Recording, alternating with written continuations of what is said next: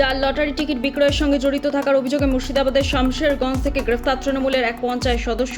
ধৃতের নাম ফরিকুল ইসলাম। শনিবার গভীর রাতে শামশেরগঞ্জের রতনপুরে নিজের বাড়ি থেকে গ্রেফতার করা হয়। কাঞ্চনতলা গ্রাম পঞ্চায়েতের সদস্য ফরিকুল ইসলামকে ধৃতের কাছ থেকে লটারি সংক্রান্ত কাগজপত্র, কম্পিউটার এবং অন্যান্য সামগ্রী উদ্ধার করা হয়েছে। তবে শুধু ফরিকুলই নয়, আজাদ শেখ এবং বরজাহান শেখকেও একই অভিযোগে গ্রেফতার করা হয়েছে। ধৃতদের জঙ্গিপুর মহকুমা আদালতে তোলা হয়। ধৃতদের নিজেদের হেফাজতে নিয়ে জিজ্ঞাসাবাদ চালাচ্ছে পুলিশ।